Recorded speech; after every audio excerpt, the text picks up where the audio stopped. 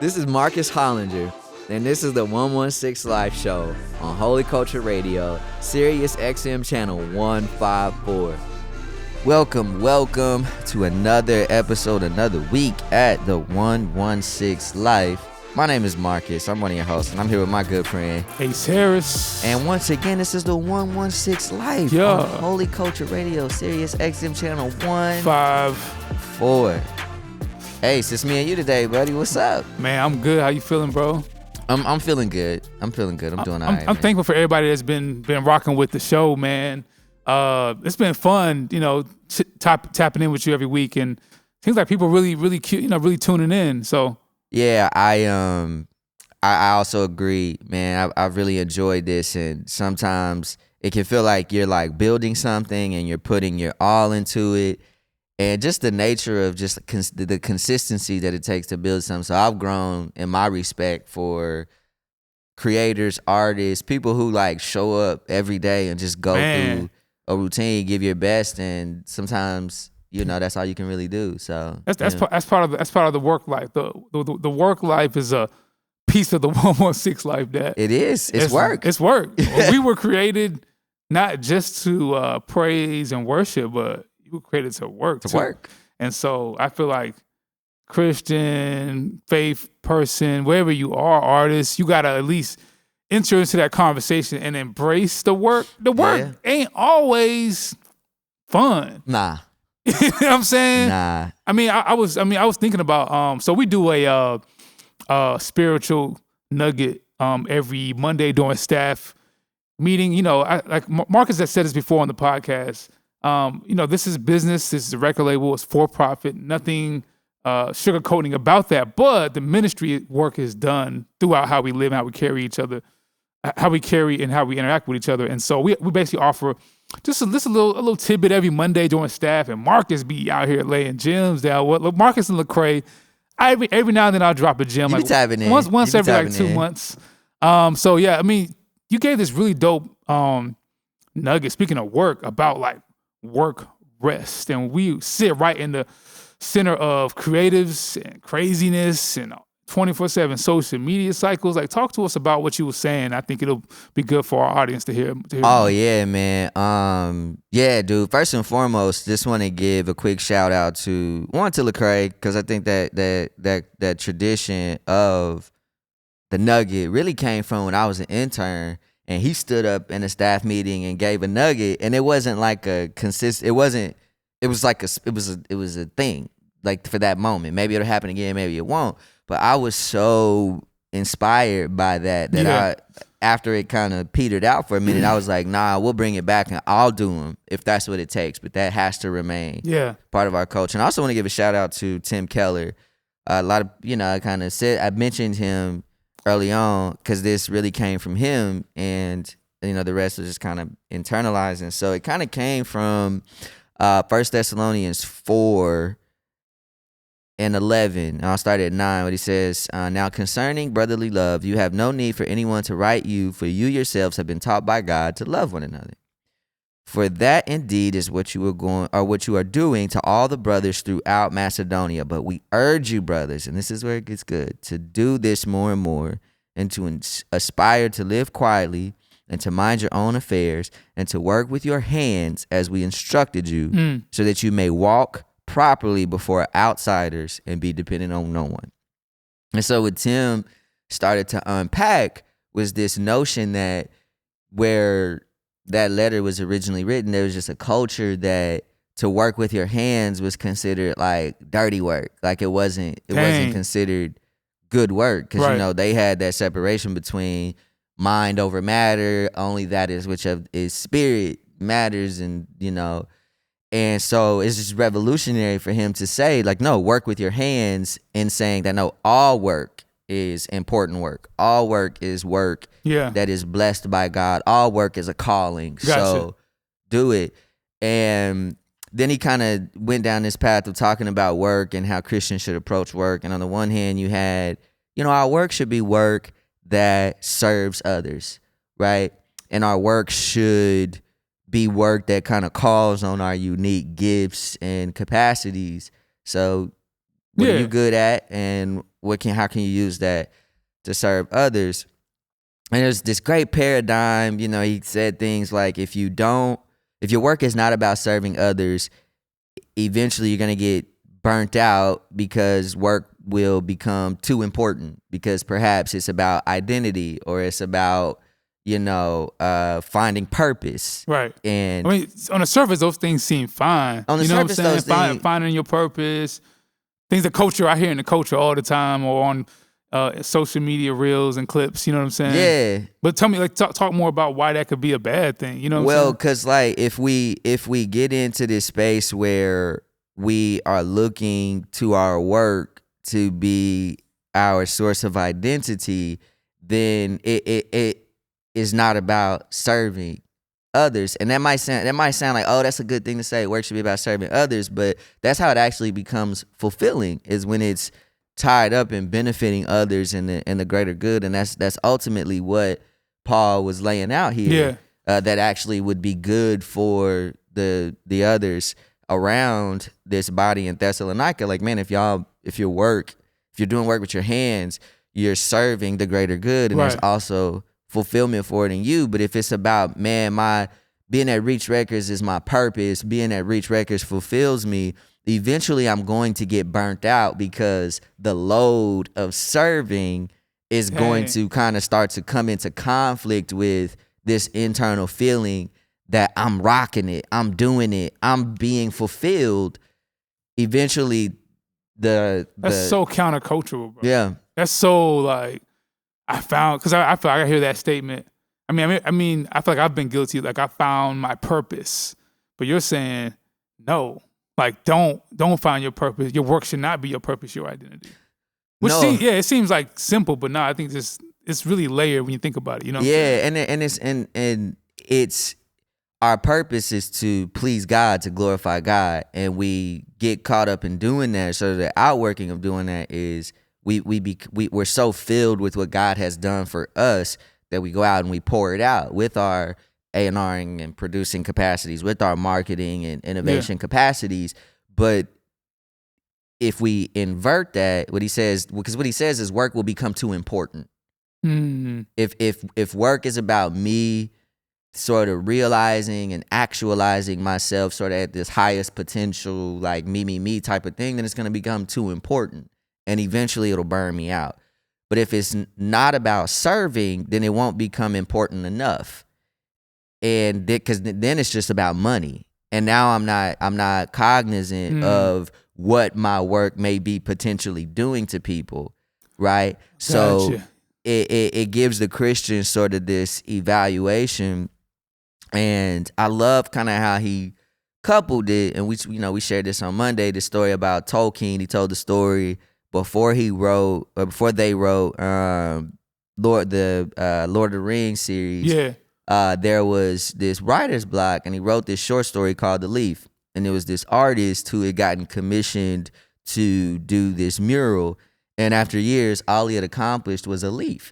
Then the artist dies, and is on a train getting ready to go to heaven. He looks over and he sees this completed mural. It's this tree. It's beautiful. It's awesome. And the moral or the lesson there is that, man, even when we find this thing that calls on our gifts and our abilities that is aimed at serving people, we also kind of have to accept that we may just have to be satisfied with only accomplishing a leaf in comparison to the larger tree of whatever vision we may be trying to accomplish, even in doing good. And that was so revolutionary for me, because even when I think about Reach Records, I'm like, man, I love this place, because I think Reach has a unique opportunity to really package the gospel and transform lives and change a lot of things through music. But it's like, the reality is the music industry is not going to be fully changed or fully realized until Jesus comes back. That's like a hot take for a lot of zealous type people that especially I sound like the old head a little bit, but my like Gen Z 20-year-old ambitious, on fire for the Lord energy. They're like, man, we're here to revolutionize the Christian music industry or music by Christians, and I think that's fine. The idea of that and the pursuit of that. But what you're saying is, I mean, ain't nothing gonna be fully redeemed until Jesus comes back. Yeah, and that when we put that view in place of my work should be about serving others, my work should sort of align with my inner making. Right. And when I have that paradigm in place, my work should be done in this realization that it's going to be incomplete because it's not going to find its completion until Jesus comes back. Now I can rest. So the rest is rooted in you accepting that nothing is complete, essentially. Yeah, it's not, and it's this, and there's another. I feel like there's another couple ways to say this, and I want to touch on what you said about young people and their zeal. I think this notion, both of them are compatible. At the end, Tupac has this speech that he gave, and I found out about it. Yeah, Tupac. Okay. I found out about common grace, wisdom. The apostle Tupac. All truth is God's truth. We can receive truth. I'm just pulling a Reach Records YouTube comment energy on you. It's all good. It's all good. Bring the smoke. We love it. Okay. He had this notion that, man, it's always gonna be young people who quote unquote change the world, because you're young, you got this energy, you're so discontent with the way things are that you take risk, you have all this energy, you do your thing, and that's actually, all great movements are youth movements. And I agree with that. Yeah.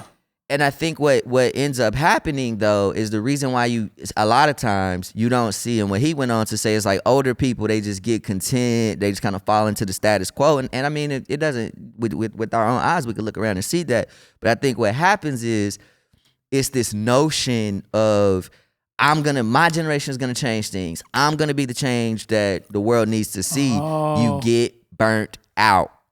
Okay, that's why you don't see people into their 40s, their 50s, or maybe there's sort of this misconception of older people when they don't have that passion. Sometimes it's because they've just accepted that, hey, I've been around long enough to see that, yes, I can move the ball forward. And especially, this is why we need to be linked up with older believers, because they can say, man, I was there in the 60s. I saw great things happen. But guess what? We're still dealing with a lot of this stuff because it's not going to be fully addressed until Jesus comes back. And in that respect, we can do our work and we can enter into God's rest simultaneously and live in the tension of things being incomplete. And that's where we find that rest. Man, that was really, really like a fresh perspective, man. Because I can just see, and maybe you can, say something to this too. I can just see like the on fire, even like what happened in, not to get too on a tangent, what happened in Asbury, like the awakening moment, which is great to. I mean, look, whether you agree or disagree, I believe in revival. I believe in miracles. I believe in, people coming together and praising the Lord and great things happening. Mm-hmm. But I feel like what you're saying is, even these blips of surges of zeal and movements, you're saying like that. Like, are you saying like that ain't it? Like that's not the full of it? Like what? No, I'm saying that there's just kind of like this now and not yetness of things that we have to be willing to accept, right? So I'll give you another example, or this is a conversation that there's so much that could be said about this. I was hanging out with some friends this weekend. Okay. And we were talking about Christian hip hop, about what were the years? What years was it really good? And I was like, bro, I remember around like 2012, it just seemed like, man, I remember Lecrae had dropped Gravity, and then after that it was like Andy Mineo was dropping some stuff, and then you would look over and see SO out of the UK coming with it. Then you would look over and see Beautiful Eulogy. And then, man, my man Jay Givens dropped LV Envy, the mixtape. Then you had, and it was just like, yo, there was this period of time where you just thought Christian hip hop was like, Beautiful Eulogy was in a Carmelo Anthony ad. I was like, what is happening right now? Like, this is crazy. And then you started to see this around 2016, man, a lot of stuff started happening in the world and people started deconstructing, and it felt like something changed. And I want to get into that. Let's get into it. But we're gonna take a break, Yes. and if you're just joining us, Ace was bringing to remembrance this nugget that we had on Monday about work and rest, and we're trying to unpack that from 1 Thessalonians 4:11 and 9 through 11, and we're gonna dive more into this because now you got me thinking and talking. Hey, let's go. This is good. I opened up a whole. Yeah. We're gonna take a break. Again, if you're just joining us, this is 116 Life on Holy Culture Radio, Sirius XM Channel 154. We'll take a break and we'll be right back to dive into this conversation. Okay, welcome back. My name is Marcus. I'm one of your hosts. I'm here with my good friend Ace Harris. And this is the 116 Life on Holy Culture Radio, Sirius XM Channel 154. If you're just joining us and you can hear it in my voice, Ace and I are knee deep, and we got there really quickly on this conversation of work and rest and how it relates to Christian hip hop. Earlier, we had just started talking about the years of about 2010, let's say, up to about 2016, and what it seemed like was going to happen in Christian hip hop. And Ace, I just want to jump back in there because what I was going to say is like all these innovative albums were coming out. Again, you can throw Swoop in there. Oh, Swoop, yes. Okay. Jackie, you can throw Jackie in there. Jackie Hill Perry, yes, man. Like it was all these albums happening, and then Lecrae did Anomaly, that was 2014, and then Trip followed that up with Rise. Oh yeah. And it just felt like, yo, at least from my perspective, it felt like God is getting ready to crack the sky and Jesus is going to return through Christian hip hop. Because it was so innovative, it was so cool. But guess what? What? That didn't happen. And that to me is a signifier, I think, of this whole notion of incompleteness. That's dope. Because a lot of other things happened since that time. Like talk about it. What other things happened? Well, I think we had a social, political movement that none of us saw coming, and it did a number on a lot of people. A lot of people ended up responding and reacting to that in a lot of ways that even if they go back and listen to their own music, I don't think they would have, say through their music that they would have anticipated being in the spot that they ended up in. I mean, I say the same thing for myself. Like those years were crazy. And as a Christian, as a hip hop person, it would have been super easy to say, you know what? Well, why did I ever believe God was going to do anything through this? Why did I ever believe? Like, I thought we were getting ready to, it's kind of like when the disciples, Jesus is coming in, he has his triumphal entry, and they're like, oh yeah, you about to go march on Rome, right? Oh, okay. Gotcha. And Jesus is like, nah. I'm coming through. I'm coming through. Like, I have a different, this is all gonna go down differently. And that's the same thing I think that we have to be like that. I think that moment in all of our work and all of our spheres happens where, say you're a civil engineer, you're like, man, okay, I got this vision of how a city is supposed to be and it's gonna be great. And it's like, yo, that could be a God-given vision, but there's this notion that God's work outlives his workers. Shout out John O, man. John O says that a lot because it's like, and if we don't have that perspective, when setbacks come, when leaders transition, when all those things start to happen, we lose hope. That's good, because I mean, it's kind of like to call back that moment, the 2012 to 2014 era of Christian hip hop, which I can probably stand with you and feel like that era was special. Especially, I think the climax may have been Lecrae's Anomaly, but Trips Lee's Rise came right after that. There was Anomaly Tour. Andy Mineo had Heroes for Sale. There was not Heroes for Sale. There was a Uncomfortable. Oh man, yeah. And so there was a lot of momentum. Not even just in I mean, yeah, John Gibbs. Yeah. Who I think was a year after that. But in that era, Soul Rebel. But what you're saying is there was a social political. I mean, let's just keep it a buck. There was like racial unrest in the Christian community, right? I mean, there was a that it started with like Trayvon, Mike Brown, and then it escalated and it got to Eric Garner, and then 2016 Trump got elected. There was like if you were a black person who was a Christian and you were a consumer of Christian hip hop, there was like a deconstructive religious exodus of the spaces that you were so championing, and that Christian hip hop moment and movement that you said was like on the rise. Dude, it kind of like got incomplete. It's just something happened, and I feel like it's not deflating. It's almost kind of sobering for me. Yes. Or it's like, oh, what you thought was gonna be the perfect thing, the building, the whatever you were building or building your perception on. Yeah. It's not going to happen the way you want. And shout out to all the artists out here. I mean, in terms of the hustle culture and the tension between work and rest, I sit in this conflict every day. I mean, I believe in work as hard as you can, but your dreams may not come true. Well, and it's I think even with dreams, because I don't want to sound. What I don't want to happen is to sound because maybe these dreams may be incomplete. Yes, like this is what we have to look at. It's like our dreams are valid, our dreams are real. Right. But here's how you know you have a God-given dream, right? It's going to be accomplished after you. Like it can't be fully accomplished. It can't be fully realized through you. God's work always outlasts his workers. I remember that's good. When I was first coming into the faith, there was this story they told me about how cathedrals are built. And there was just this perspective of one generation would know, like, hey, in our lifetime, right, we're going to work on this thing for 30 years, and all we're going to accomplish is laying the foundation. But here's what they would do. While they were laying the foundation, they would plant trees. And these trees would take 60 years to grow.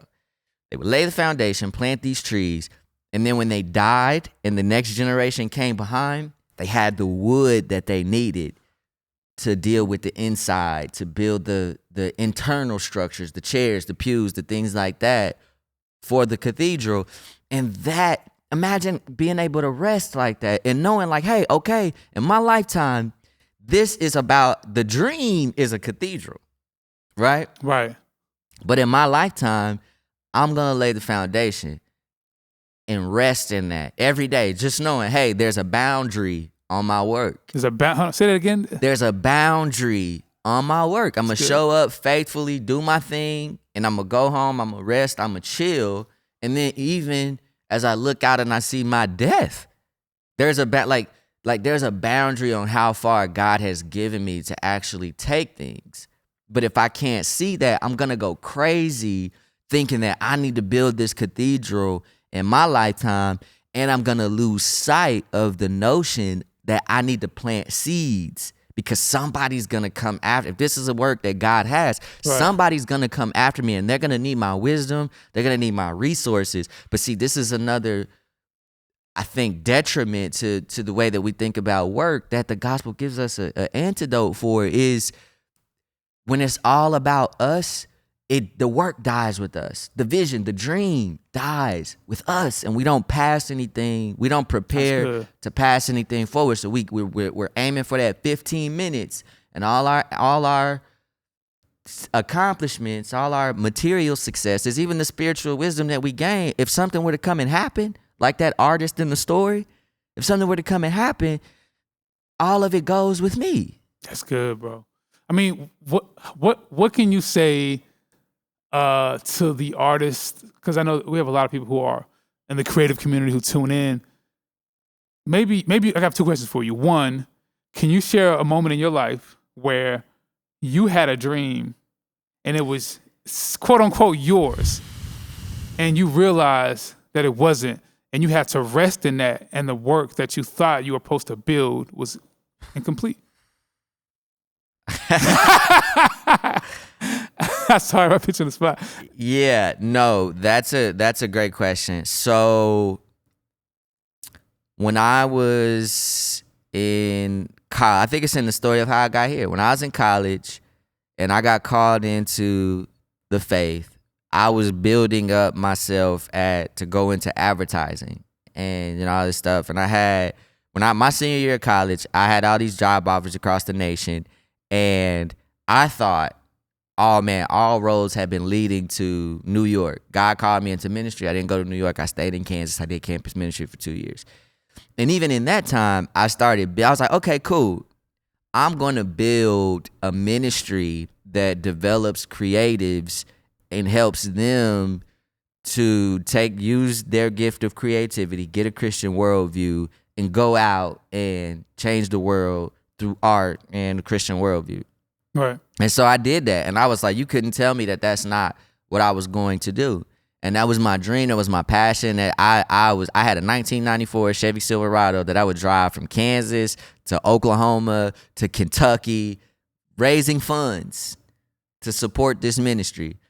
And not a week after I got fully funded to do that ministry, I got called down here to Atlanta, and I had to completely leave that. I had to leave everything I built behind for somebody else to pick up and carry through and keep going. It was just all those relationships, that team that I had about 50 people who were giving money monthly to support me.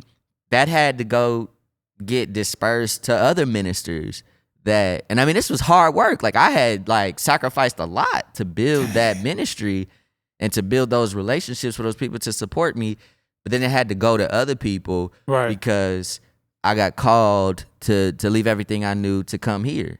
And that's just how God, I mean, that was one example in my life. And the work that you left behind, it was, you didn't get to complete it. No. But you essentially allowed it to be completed by other people. Did that hurt a little? Oh, it hurt. Yeah, I know. I cried my eyes out. Dang. When I left my last day in Kansas. I remember I was crying so much I was shaking. Why were you so disappointed? Because I think I was scared.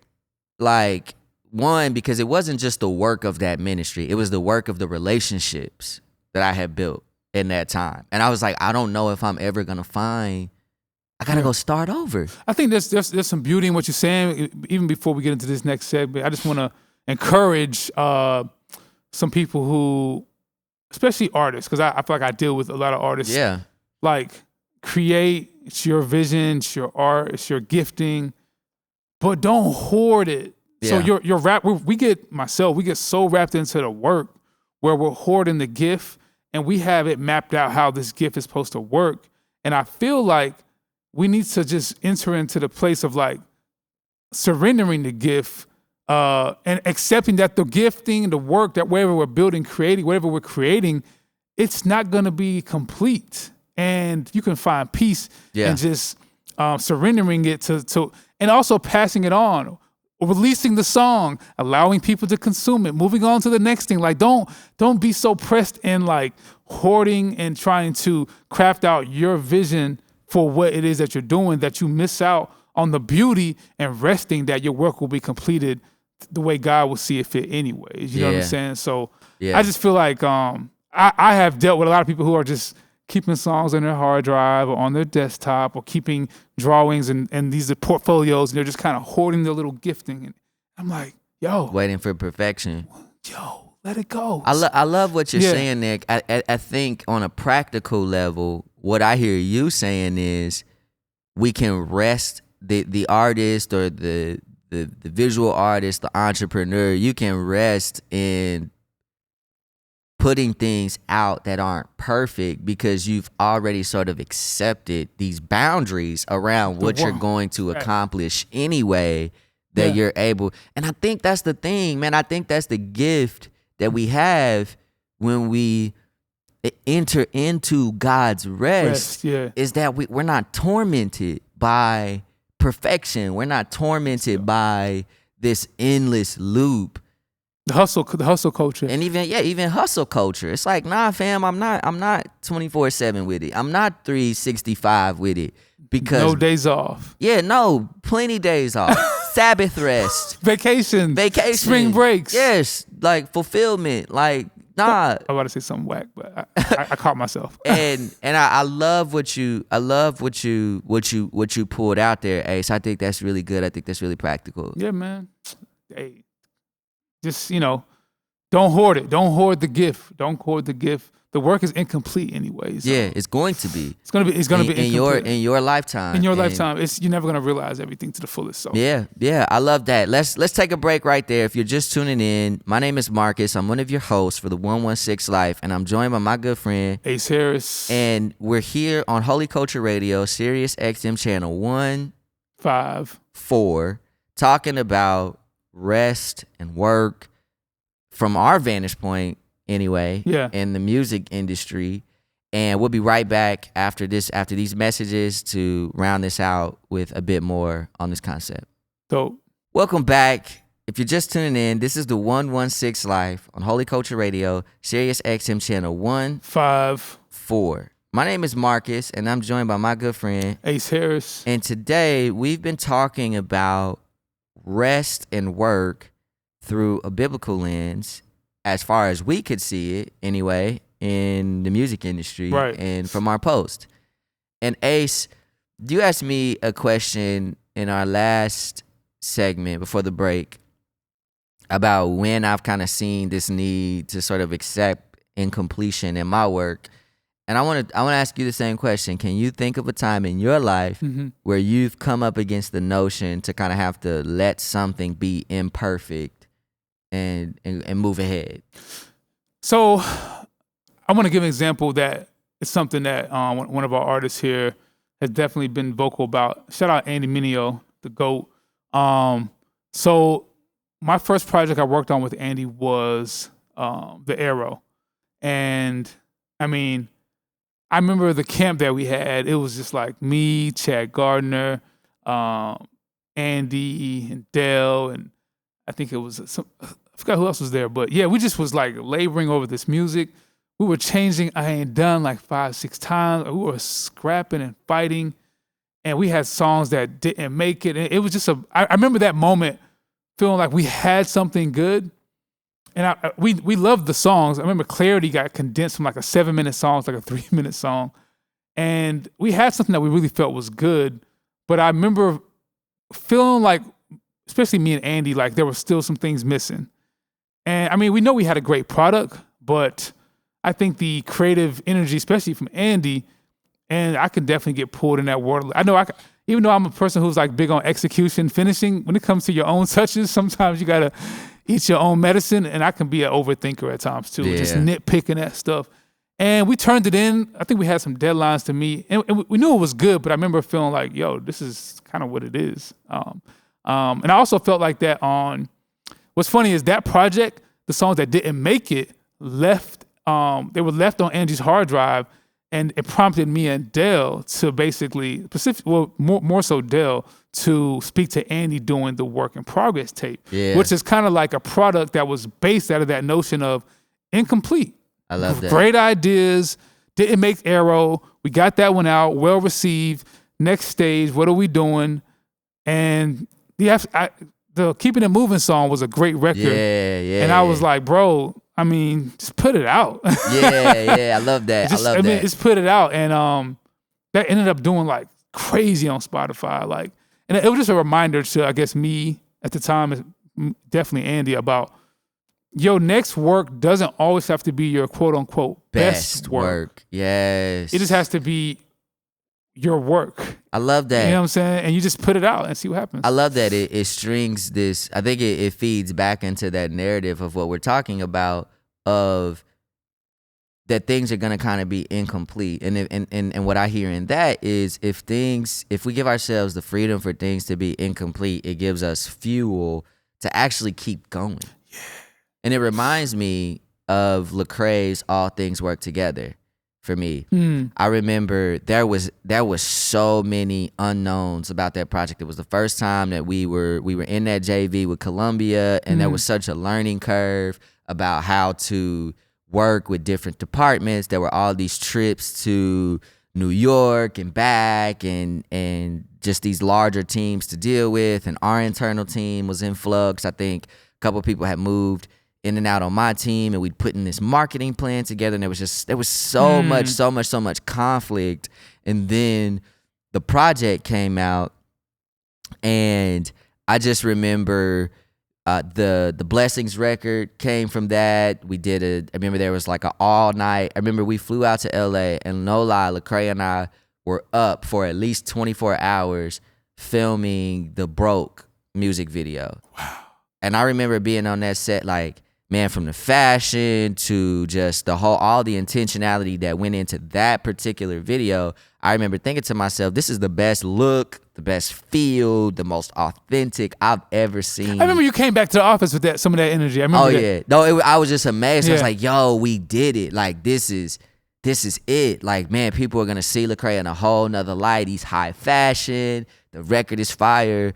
And, you know, the cycle of that album, there was just such an incompleteness to how, I mean, the ideas that we had, the funding that I was going after, the installations that we were trying to do. I mean, there were some real dreams that were on the table for that project. And thankfully, yeah, like that, you know, we got I'll Find You out of that. We got Platinum Plaques. Yeah, but Gold man, Plaques. if y'all knew what the marketing plan looked like for that album, I mean, it was incredible. And I remember when that album came out, there was this feeling, there was just this sinking feeling in me. Yes, because I felt, I was like, no, there was so much more that we could have done. And I remember it was sometime in the playoffs where Kobe had lost. I can't remember, it was a game or something. I think it was a regular season game. They lost to the Heat. And after that game, Kobe refused to leave the gym. He stayed in the gym shooting until they cut the lights off and all that. And I remember that came into my head, and I was like, nah, I ain't getting out of this mode. And that was kind of to my detriment because I was just looking for other stuff to do. And to your point, right after that came Let the Trap Say Amen. And I just remember being able to enter into that project with a different mindset of, you know what, man, let's dream. Let's try to make this dope. Let's put this out. We did some real cool stuff around the city. With that, we got some billboards, with some real cool moments that went into the marketing of that product. But I think I finally, in between those projects, from a marketing perspective, I relented. I was like, okay, you just have to accept, man, that sometimes what you envision is good, and it's good to dream, and sometimes you can recycle some of those old ideas and put them out and stuff like that. But man, you just gotta be okay with the next thing ain't gotta be the best thing. Just keep going, rest, take a break, get ready for what God has coming next. It's so tough to hear, even for me. As you're telling this story, I want to like poke and like a jab into some of those stories and be like, nah, man, go back in the gym. Because I feel like I'm wired that way, and maybe some people are, but what you're saying is not like, are you saying like forfeit on quality or excellence, or what exactly are you saying when you mean the next thing doesn't have? Because I kind of know what I mean, but help people understand it not sound like you just giving up. You know? Yeah, no, I think it's this notion. Again, I think it comes with this thing. It's like, man, again, if I could show y'all the marketing plan to All Things Work Together, I mean, top to bottom, left down, right up, it was an oak tree of beauty. I mean, I remember being I was on calls with the Chick-fil-A Foundation, probably like 10, 15 calls trying to get these trailers where people could come inside and get their hair cut and all of this. And there were just things that were out of my control that no matter how hard I worked, it just wasn't going to happen. Dang. And how'd you feel hearing those ideas not come to life? I mean, I told you, I was crushed. And there were some things that I fought for and didn't let up on, that we fought for, we didn't let up on, that came to fruition. But I think what I'm saying is, if I would not have made peace with that release and tried to like say that everything has to happen, I believe it would have probably on some level killed me. Because you can get to that place where you're like, no, the way I saw it in my head, the ideas, the opportunity, it's gotta happen. And if you can't accept that, like, no, like you did it. Like you did it. Like, look at what you did do. Don't get so caught up in what didn't happen. Look at what happened. Look at what happened. It'll make you obsessive. It'll make you you won't rest. Like rest through rest. And it says this, Linus Pauling, the only person who's ever won 2 Nobel Peace Prizes, said this: you waste years by not being able to waste hours.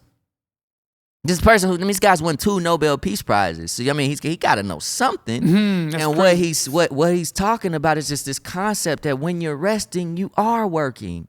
That's so dope, man. It's so hard to accept that. I think shout out AT, one of the crazy good friends. He said something to me that really stuck with me. He said this like a couple of months ago.